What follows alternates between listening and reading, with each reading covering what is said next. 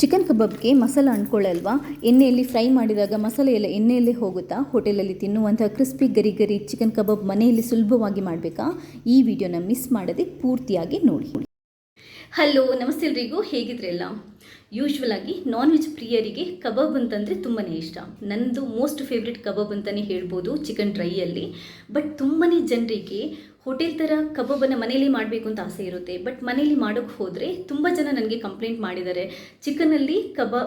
ಚಿಕನಲ್ಲಿ masala ಅಂಟ್ಕೊಳ್ಳೆಲ್ಲ, fry ಮಾಡುವಾಗ masala separate ಆಗುತ್ತೆ, chicken separate ಆಗುತ್ತೆ. ನಾವು ಪರ್ಫೆಕ್ಟಾಗಿ ಚಿಕನ್ ಕಬಾಬನ್ನು, ಹೋಟೆಲ್ ಸ್ಟೈಲ್ ಚಿಕನ್ ಕಬಾಬನ್ನು ಮನೇಲಿ ಮಾಡಬೇಕು ಅಂತಂದರೆ ಏನು ಮಾಡಬೇಕು ಅಂತ ಇವತ್ತು ಕಬಾಬ್ ಬಗ್ಗೆ, ಪರ್ಫೆಕ್ಟಾಗಿ ಕಬಾಬ್ ಮಾಡೋ ಬಗ್ಗೆ ಎಲ್ಲ ಸೀಕ್ರೆಟನ್ನು ಹೇಳ್ತಾ ಇದ್ದೀನಿ. ನೀವು ಈ ವಿಡಿಯೋ ನೋಡಿದರೆ ಚಿಟಿಕೆ ಹೊಡೆದಷ್ಟೇ ಸುಲಭದಲ್ಲಿ ಪ್ರತಿ ಸರಿ ನೀವು ಪರ್ಫೆಕ್ಟ್ ಕಬಾಬನ್ನು ಮಾಡ್ಬೋದು ಮನೆಯಲ್ಲಿ ಸುಲಭವಾಗಿ. ನೀವು ಫೇಲ್ ಆಗುವಂಥ ಚಾನ್ಸೇ ಇರಲ್ಲ. ವಿಡಿಯೋ ನೋಡಿ, ವಿಡಿಯೋದ ಬಗ್ಗೆ ನಿಮ್ಮ ಫೀಡ್ಬ್ಯಾಕ್ನ ಕೂಡ ನನಗೆ ಕೊಡಿ. ಹಾಗೆಯೇ ಈ ವಿಡಿಯೋ ತುಂಬ ಜನರಿಗೆ ಬೇಕಾಗುತ್ತೆ, ಅವರಿಗೆ ಶೇರ್ ಮಾಡೋದನ್ನು ಕೂಡ ಮರಿಬೇಡಿ. ಇಲ್ಲಿ ತನಕ ನೀವು ನನ್ನ ಚಾನಲ್ಗೆ ಸಬ್ಸ್ಕ್ರೈಬ್ ಆಗಿಲ್ಲದಿದ್ದರೆ ಸಬ್ಸ್ಕ್ರೈಬ್ ಆಗೋದನ್ನು ಕೂಡ ಮರಿಬೇಡಿ. ಯಾಕಂತಂದರೆ ನಾನು ನೆಕ್ಸ್ಟ್ ಹಾಕುವಂಥ ಕೂಡ ಎಲ್ಲ ವಿಡಿಯೋಗಳನ್ನು ನೀವು ಮಿಸ್ ಮಾಡದೆ ನೋಡ್ಕೋಬೋದು. ಥ್ಯಾಂಕ್ಸ್ ಎಲ್ರಿಗೂ. ಇವತ್ತೊಂದು ತುಂಬಾ ಸಿಂಪಲ್ ಆಗಿ, ತುಂಬಾ ಈಸಿಯಾಗಿ, ರುಚಿಯಾಗಿ ಹೋಟೆಲ್ ಸ್ಟೈಲಲ್ಲಿ ಮಾಡುವಂಥ ಕಬಾಬನ್ನು ಮನೆಯಲ್ಲಿ ಹೇಗೆ ಮಾಡ್ಬೋದು ಅನ್ನೋದನ್ನು ಹೇಳ್ಕೊಡ್ತಾ ಇದ್ದೀನಿ. ಈ ಕಬಾಬ್ ಮಾಡಲಿಕ್ಕೆ ನಾನೊಂದು ಅರ್ಧ kg ಆಗುವಷ್ಟು ಚಿಕನನ್ನು ತಗೊಂಡಿದ್ದೀನಿ. ಇವಾಗ ಈ ಕಬಾಬ್ ಮಾಡೋಕ್ಕೆ ನಮಗೊಂದು ಗ್ರೀನ್ ಫೇಸ್ ಬೇಕಾಗುತ್ತೆ. ಅದಕ್ಕೆ ಸ್ವಲ್ಪ ಕೊತ್ತಂಬರಿ ಸೊಪ್ಪು, ಸ್ವಲ್ಪ ಪುದೀನ ಸೊಪ್ಪು, ಒಂದೆರಡು ಹಸಿಮೆಣಸಿನಕಾಯಿ,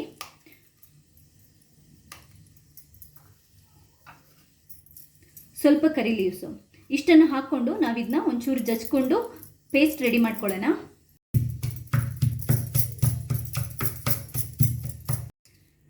ಈ ಪೇಸ್ಟ್ ಏನು ತುಂಬ ಪುಡಿ ಆಗೋದು ಬೇಕಾಗಿಲ್ಲ, ಒಂಚೂರು ಈ ಥರ ಪುಡಿ ಆದರೆ ಸಾಕು.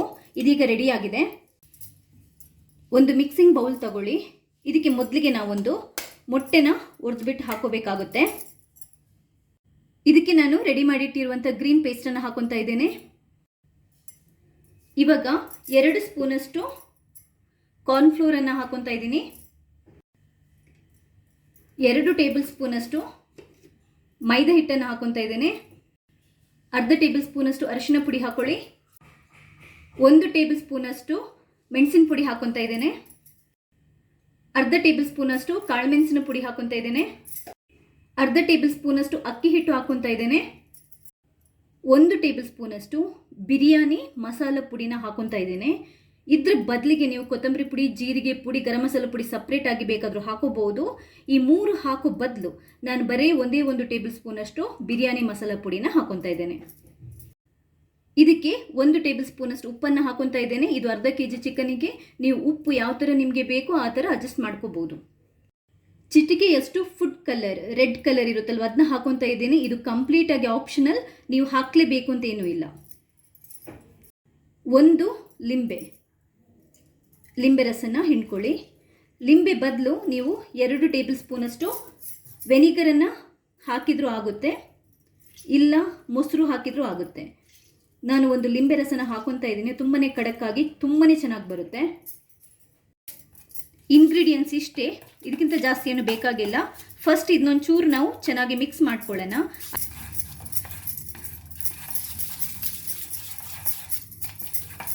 ನೀಟಾಗಿ ಮಿಕ್ಸ್ ಮಾಡ್ಕೊಳ್ಳಿ. ಫಸ್ಟ್ ನಾವು ಮಸಾಲಾನ ನೀಟಾಗಿ ಮಿಕ್ಸ್ ಮಾಡ್ಕೊಳ್ಳೋಣ. ಕೊನೆಗೆ ಚಿಕನ್ ಹಾಕೋಬಹುದು.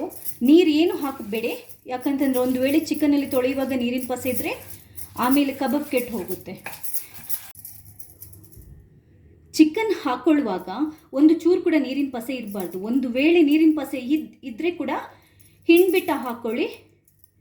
ಚಿಕನಲ್ಲಿ ಏನಾದರೂ ನೀರು ಜಾಸ್ತಿ ಇದ್ರೆ ಇದೆಯಲ್ಲ, ನೀವು ಮಾಡಿರುವಂಥ ಮ್ಯಾರಿನೇಷನ್ ಮಸಾಲ ಎಲ್ಲ ಹಾಳಾಗೋಗುತ್ತೆ. ನಿಮಗೆ ಚಿಕನ್ ಕಬಾಬ್ ಫ್ರೈ ಮಾಡುವಾಗ ಇದೆಯಲ್ಲ, ಮಸಾಲ ಇದೆಯಲ್ಲ, ಆಯಿಲಲ್ಲಿ ಹೋಗುತ್ತೆ. ಇವಾಗ ಚೆನ್ನಾಗಿ ಮಸಾಲೆ ಜೊತೆ ಈ ಚಿಕನನ್ನು ಮಿಕ್ಸ್ ಮಾಡ್ಕೊಳ್ಳಿ.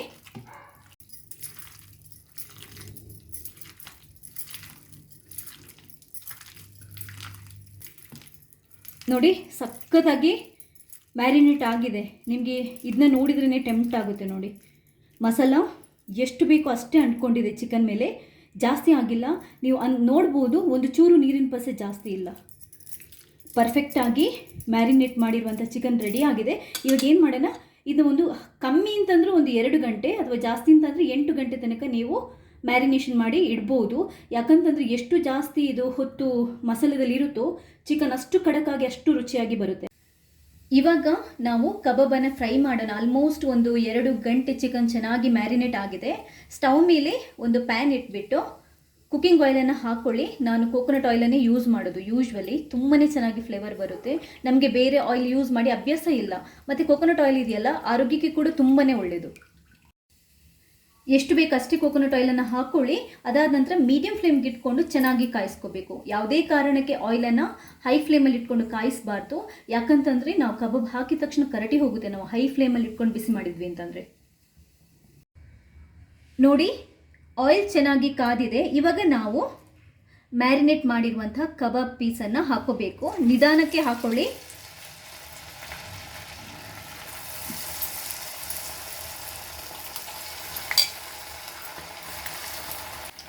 ಚಿಕನ್ ಹಾಕಿದ ಕೂಡಲೇ ನೀವು ಸೌಟ್ ಹಾಕಿ ಅಥವಾ ಏನಾದರೂ ಇದು ಹಾಕಿ ಮಗಚಕ್ಕೆ ಹೋಗಬೇಡಿ. ಯಾಕಂತಂದರೆ ಮಸಾಲೆ ಹೊರಗಡೆ ಬಂದುಬಿಡುತ್ತೆ. ಒಂದು ನಿಮಿಷ ಆದರೂ ಅದನ್ನ ಅದೇ ಥರ ಬಿಟ್ಬಿಡಬೇಕು. ಅದು ಎಣ್ಣೆಯಲ್ಲಿ ಮಸಾಲೆ ಗಟ್ಟಿಯಾದ ನಂತರನೇ ನಾವು ಮಗಚಲಿಕ್ಕೆ ಹೋಗಬೇಕು. ಇದು ಒಂದು ಸೀಕ್ರೆಟ್ ನಾನು ಕೊಡ್ತಾ ಇರೋದು.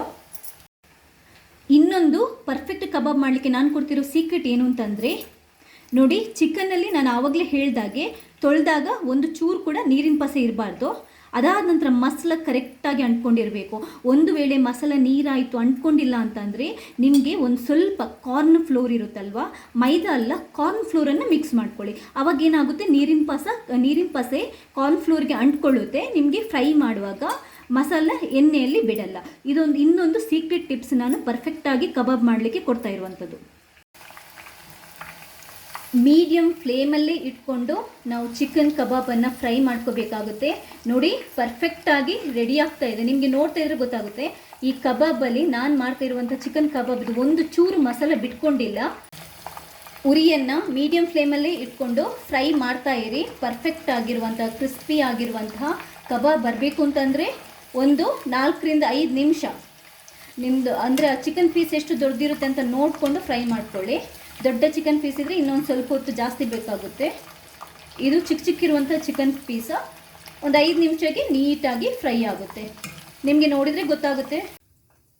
ನೋಡಿ, ಪರ್ಫೆಕ್ಟ್ ಆಗಿರುವಂಥ ಗರಿ ಚಿಕನ್ ಕಬಾಬ್ ರೆಡಿ ಆಗ್ತಾ ಇದೆ.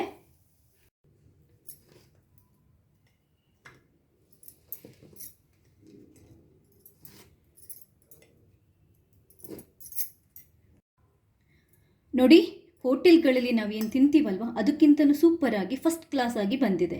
ನಿಮಗೆ ಇದರ ಟೆಕ್ಸ್ಚರ್ ನೋಡ್ತಾ ಇದ್ರೇ ಗೊತ್ತಾಗುತ್ತೆ ಎಷ್ಟು ಸೂಪರಾಗಿ ಬಂದಿರ್ಬೋದು ಈ ಚಿಕನ್ ಕಬಾಬ್ ಅಂತ. ಗರಿ ಬಿಸಿ ಅಂತ ಕಬಾಬ್ ಚಿಕನ್ ಕಬಾಬ್ ರೆಡಿ ಆಗಿದೆ.